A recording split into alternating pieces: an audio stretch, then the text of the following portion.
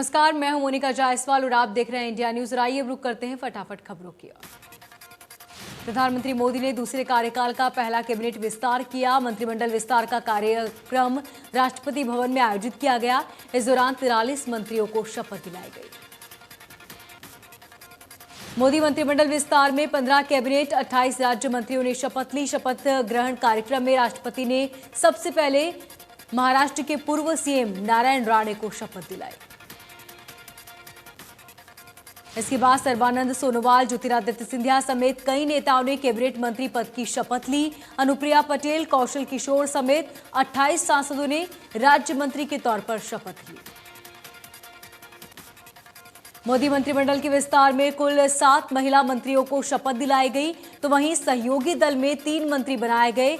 इससे पहले से सरकार में शामिल 7 मंत्रियों को प्रमोट किया गया।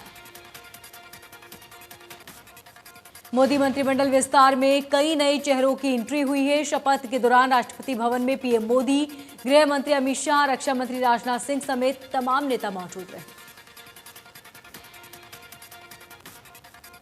केंद्रीय कैबिनेट से विस्तार से पहले मोदी सरकार ने कई मंत्रियों के इस्तीफे लिए, जिनमें स्वास्थ्य मंत्री डॉक्टर हर्षवर्धन, शिक्षा मंत्री रमेश पोखरियाल निशंक, श्रम मंत्री संतोष गंगवार को मंत्रिमंडल से बाहर किया। मोदी मंत्रिमंडल से रासायनिक उर्वरक मंत्री सदानंद गौड़ा, शिक्षा और सूचना प्रौद्योगिकी राज्य मंत्री संजय धोत्रे, सामाजिक न्याय और अधिकारिता मंत्री थावरचंद गहलोत का भी इस्तीफा लिया। इसके अलावा महिला बाल विकास राज्य मंत्री देवोश्री चौधरी, प्रताप सारंगी, अंबाला से सांसद और जल शक्ति राज्य मंत्री रतनलाल कटारिया, बाबूलाल सुप्रियो, राव साहेब पाटिल को भी मंत्रिमंडल से बाहर किया गया।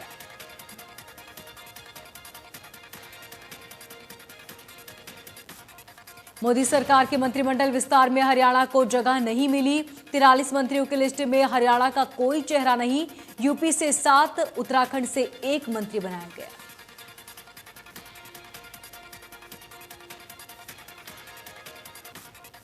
सीएम मनोहर लाल ने ट्वीट कर अलग से सहकारिता मंत्रालय बनाने के फैसले को ऐतिहासिक बताया। लिखा कि यह मंत्रालय भारत में सहकारिता क्षेत्र में सरकार की समृद्धि स्थापित करेगा।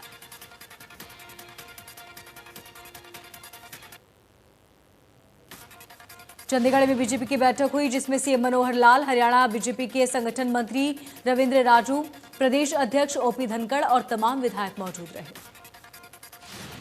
बीजेपी की बैठक के बाद सीएम मनोहर लाल ने कहा कि सरकार और संगठन के बीच तालमेल रखने की कोशिश की जाती है। इन बैठकों में सुझाव और फीडबैक लिया जाता है। सीएम ने कहा कि सरकारी योजनाओं को कैसे लागू करना है, इसको लेकर बातचीत की गई। साथ ही उन्होंने कहा कि मुख्यमंत्री परिवार अंत्योदय योजना में 37,000 परिवार की लिस्ट तैयार कर डिपार्टमेंट को दी गई। सीएम ने कहा कि मुख्यमंत्री परिवार अंत्योदय योजना को लेकर फील्ड के अंदर सर्वे और रिव्यू करने के लिए भी काम कर रहे हैं। इनकम वेरिफिकेशन के लिए हमने संगठन की टोलियों से भी मदद मांगी है। सीएम ने कहा कि माइक्रो इरिगेशन के प्रोजेक्ट को ज्यादा कामयाबी मिले, पानी का प्रबंधन ठीक से होगा तभी खेतों तक पानी पहुंचेगा का टारगेट पूरा होगा। ऐसे में बहुत सी योजनाएं चल रही हैं।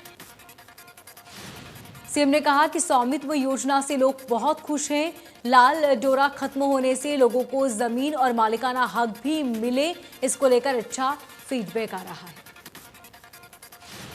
पंचायत चुनाव को लेकर सीएम ने कहा कि वातावरण ठीक है, चुनाव करा लेना चाहिए, लेकिन कोर्ट में केस चल रहा है, जिसकी 22 अगस्त को सुनवाई होगी। इसके बाद आगे की रणनीति तय की जाएगी। किसान नेता गुरनाम चौधरी के पंजाब में किसानों को चुनाव लड़ने के बयान पर सीएम मनोहर लाल ने कहा कि जो हम कह रहे थे वही होकर रहे हैं। हम हमेशा कह रहे थे कि आंदोलन राजनीति से प्रेरित है। डिप्टी सीएम दुष्यंत चौटाला ने कहा कि लोक निर्माण विभाग प्रदेश में भवन, सड़क, अस्पताल, खेल का मैदान समेत कई परियोजनाओं पर काम कर रहा है, जिसमें गुणवत्ता को लेकर कोई समझौता नहीं किया जाएगा। डिप्टी सीएम ने अधिकारियों को सख्त लहजे में कहा कि अगर कोई निर्माण एजेंसी या फिर अधिकारी कोताही बरतते हैं तो उसे बर्दाश्त नहीं किया जाएगा। तय वक्त में काम पूरा करने के सभी को निर्देश। डिप्टी सीएम ने लोक निर्माण विभाग से जुड़ी 50 करोड़ से ज्यादा की करीब 3 दर्जन चालू परियोजनाओं की समीक्षा की।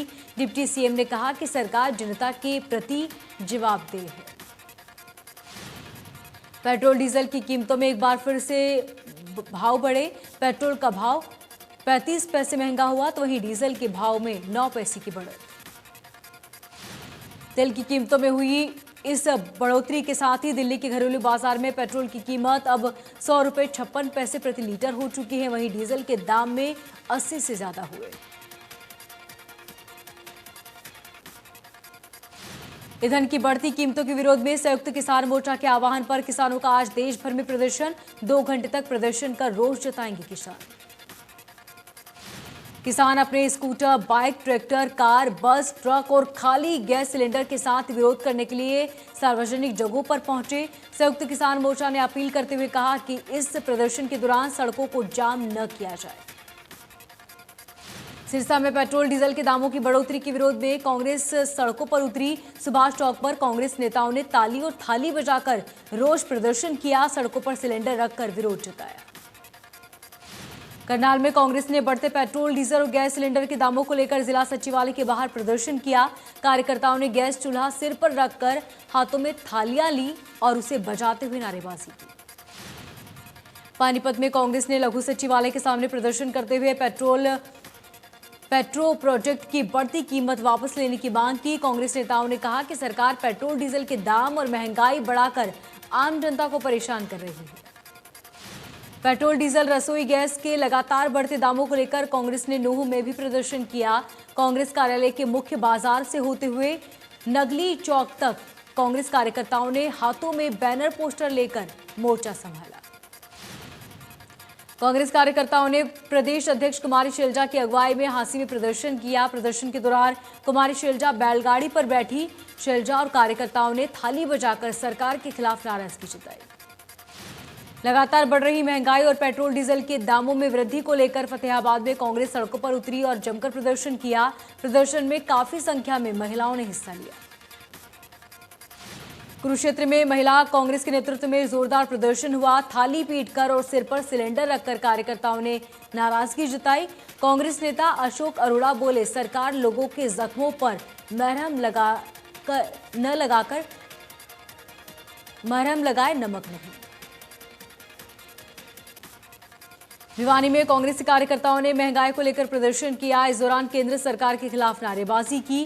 कांग्रेस नेताओं ने कहा कि रसोई का सभी सामान महंगा हो गया, बेरोजगारी बढ़ती जा रही है, लेकिन सरकार नहीं सुन रही। नेतृत्व परिवर्तन के सवाल को लेकर कांग्रेस के हरियाणा प्रभारी विवेक बंसल ने कोई जवाब नहीं दिया। हालांकि उन्होंने कहा कि संगठन का विस्तार जल्द किया जाएगा। महंगाई समेत तमाम मुद्दों को लेकर विवेक बंसल ने बीजेपी सरकार की नीतियों पर जमकर हमला बोला। विवेक बंसल ने कहा कि पूरे देश में अघोषित इमरजेंसी लगी हुई है, जनता सही समय का इंतजार कर रही है। इनेलो के प्रदेश अध्यक्ष नफे सिंह राठी ने बीजेपी पर निशाना साधते हुए कहा कि गाजीपुर बॉर्डर पर जो हुआ वो बीजेपी की सोची समझी साजिश थी। बीजेपी मामले में राजनीतिक रोटियां सेक रही है। नफे सिंह राठी ने महंगाई को लेकर सरकार को घेरा। कहा कि महंगाई बीजेपी के राज में बेलगाम हो चुकी है, त्राही त्राही मची हुई है। राठी ने नगर परिषद के चुनाव में इनेलो की पार्टी सिंबल पर चुनाव लड़ने की बात कही। फरीदाबाद डीसी यशपाल यादव ने हाई लेवल मीटिंग के बाद कहा कि जिला प्रशासन खोरी गांव में होने वाली तोड़फोड़ को लेकर तैयार है। कार्रवाई के दौरान मौके पर 2500 से ज्यादा पुलिस बल तैनात रहेंगे। डीसी ने कहा कि स्वास्थ्य विभाग को निर्देश दिए गए हैं, जिसमें 10 एम्बुलेंस और 500 से ज्यादा कोरोना की किट डॉक्टर्स के साथ तैनात रहेंगे। डीसी ने लोगों से शांति बनाए रखने की अपील की। फरीदाबाद के खोरी गांव को किलेबंदी में तब्दील किया गया। पुलिस ने सभी रास्तों पर नाकेबंदी की, किसी के भी अंदर आने और बाहर जाने की इजाजत नहीं। खोरी गांव के लोगों ने गांव के अंदर ही पंचायत शुरू की। पहले पुनर्वास की नीति के तहत मकान या जमीन देने की लोग मांग कर रहे हैं। फरीदाबाद में अवैध फार्म हाउस पर कार्रवाई नहीं की जा रही। अरावली की पहाड़ियों में करीब 125 ऐसे बड़े बड़े फार्म हाउस हैं जिनकी तरफ अब तक विभाग का ध्यान नहीं गया, लेकिन अब अवैध फार्म हाउस पर जल्द कार्रवाई का भरोसा दिया। अंबाला में इन दिनों जमकर अवैध निर्माण हो रहा है। शहर में कई जगह बिना नक्शा पास कराए धड़ल्ले से अवैध निर्माण कराया जा रहा है, लेकिन संबंधित विभाग कोई कार्रवाई नहीं कर रहा। पालिका विहार में 30 से ज्यादा शोरूम बिना नक्शा पास कराए बनाए जा रहे हैं। बताया जा रहा है कि जिस जमीन पर ये शोरूम बनाए जा रहे हैं उसकी कीमत करोड़ों में है। निगम ने जिन शोरूम पर सील लगा दी है उनमें भी निर्माण कार्य किया जा रहा है। रिटायर्ड अफसरों पर हरियाणा सरकार फिर मेहरबान हुई। अब रिटायर्ड बाबू 20 लाख तक की लग्जरी कार में सफर कर सकेंगे। सरकार ने प्रदेश की संस्थाओं में रिटायरमेंट के बाद नियुक्ति होने वाले अधिकारियों को 20 लाख तक की कार खरीदने की इजाजत दी। अधिकारी अपने अंतिम बेसिक वेतन से 10 गुना कीमत तक की सफर कार खरीद सकेंगे। इसकी अधिकतम सीमा 20 लाख रुपए होगी, जिसमें टैक्स शामिल नहीं है। जो अधिकारी कार नहीं खरीदना चाहते उन्हें हर महीने 5000 किलोमीटर तक के रुपये दिए जाएंगे। प्रदेश के सरकारी स्कूलों में वर्तमान शिक्षा सत्र में 23,36,000 बच्चों ने दाखिला लेकर रिकॉर्ड कायम किया। पिछले सालों के मुकाबले सरकारी स्कूलों में दाखिला लेने वालों की संख्या 7% बढ़ी। पिछले लगभग 3 सप्ताह से सरकारी स्कूलों में जारी दाखिले के बाद शैक्षणिक सत्र में 1,60,000 से ज्यादा बच्चों ने दाखिला लिया। पिछले सत्र के दौरान 21,78,000 के लगभग बच्चों ने दाखिला लिया था। कुरुक्षेत्र नए बस अड्डे पर मांगों को लेकर रोडवेज कर्मचारियों ने प्रदर्शन किया। कर्मचारियों ने कहा कि अधिकारी ठुलमुल रवैया अपना रहे हैं। मांगों को लेकर दर्जनों बार सहमति बन चुकी है, लेकिन गुमराह किया जा रहा है। मामले को लेकर रोडवेज प्रबंधक अशोक का कहना है कि कर्मचारियों को बातचीत के लिए बुलाया, जायज मांगों को जल्द ही पूरा कर दिया जाएगा। कुरुक्षेत्र के शाहबाद में सरकारी बस अड्डे पर सुविधाएं नहीं मिलने से लोगों की परेशानी बढ़ी। पंखे और वाटर कूलर काम नहीं कर रहे, जिस वजह से भीषण गर्मी में लोग गर्म पानी पीने को मजबूर हैं। कोसली क्षेत्र की जीवन रेखा हरियाणा एक्सप्रेस पिछले 25 साल से बंद है। ये फिर पटरी पर दौड़ेगी। विधायक लक्ष्मण सिंह यादव ने इसको लेकर जानकारी दी। विधायक लक्ष्मण यादव ने कहा कि बताया गया कि हरियाणा एक्सप्रेस दिल्ली से हिसार लाइन पर चलाई जा रही थी, लेकिन इससे पहले दिल्ली रेवाड़ी भिवानी वाया हिसार जाती थी।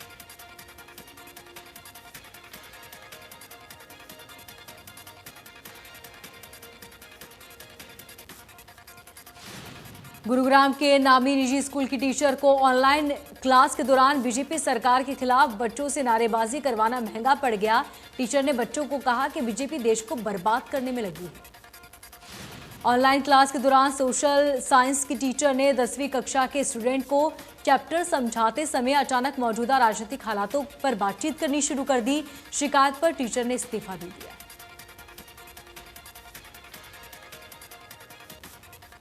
हरियाणा में कई तरह के टैक्स लगने के कारण प्लाईवुड उद्योग पर संकट के बादल छा गए। यमुनानगर में 10,000 के लगभग प्लाईवुड उद्योग है, जहां 3 लाख से ज्यादा मजदूर काम करते हैं। ऑल इंडिया प्लाईवुड एसोसिएशन के राष्ट्रीय अध्यक्ष का कहना है कि यमुनानगर किराए पर 50 से 20% का इजाफा होने से खरीदारी पीछे हटने लगे हैं, जिसके चलते प्लाईवुड की बिक्री कम हो रही है। कालावली के गांव देसू मलकाना के लोगों ने बिजली घर पर धरना दिया। गांव में पिछले 1 सप्ताह से बिजली की समस्या बनी हुई है। एसडीओ से लिखित भरोसा मिलने के बाद धरना खत्म किया। कुरुक्षेत्र में रोड मार्ग पर बिजली की समस्या को लेकर लोगों ने जाम लगा दिया। कई गांव के किसानों ने सड़क पर मार्ग ठप किया। ट्यूबवेल के बिजली कनेक्शन और व्यवस्था ठप होने पर ग्रामीणों में नाराजगी। भवानीखेड़ा में नगरपालिका प्रशासन पर 4 गांव के किसानों ने खेतों के मुख्य रास्तों पर अवैध कब्जा कर रास्ता रोकने का आरोप लगाया और प्रशासन के खिलाफ नारेबाजी की। किसानों का कहना है कि नपा प्रशासन ने 4 गांव के खेतों के करीब 22 फुट के रास्ते पर साल 2003 से कब्जा कर रखा है, जिसे खुलवाने की मांग को लेकर कई बार प्रशासनिक अधिकारियों को शिकायत दी जा चुकी है।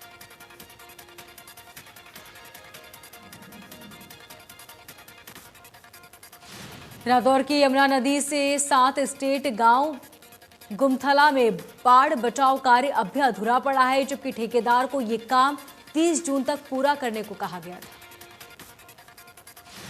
जिसे लेकर स्थानीय लोगों में रोष है। लोगों का कहना है कि बाढ़ कार्यों में जो मटेरियल इस्तेमाल किया जा रहा है वो मटेरियल सही नहीं है।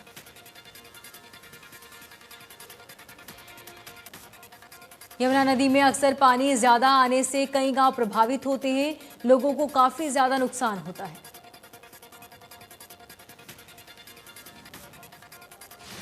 कैथल में 1370 दिव्यांगों ने 43 लाख लोगों के सहायक उपकरण बांटे। डीसी ने बताया कि जरूरतमंद उपकरण के लिए रेड क्रॉस सोसाइटी के नाम रजिस्टर्ड करवा रखे हैं। डीसी ने कहा कि सरकार दिव्यांगजनों को कई योजनाओं के जरिए सशक्त बनाने की कोशिश कर रही है। अंतिम पायदान पर खड़े लोगों को उत्थान हमारी प्राथमिकता। कैथल के 2 गांव पूरी तरह से कोरोना मुक्त हो गए हैं। डीसी ने ग्रामीणों की तारीफ की, कहा कि ग्रामीणों की तत्परता की वजह से ही ये संभव हो पाया। बाकी गांवों को भी इन गांवों से प्रेरणा लेनी चाहिए। कोरोना के केसों में बढ़ोतरी देखने को मिल रही है।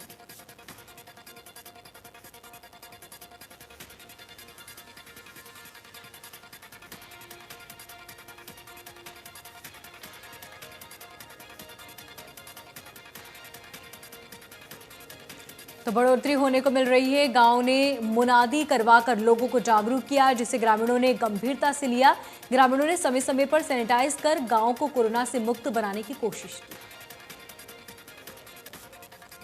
करनाल में कोरोना की दूसरी लहर का ग्राफ लगातार घट रहा है। मरीजों के आंकड़ों में लगातार कमी देखने को मिली।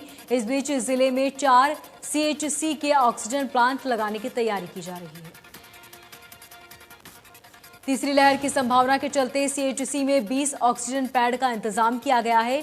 जनरल अस्पताल में 30 बेड और मेडिकल कॉलेज में 60 बेड बच्चों के लिए बनाए गए।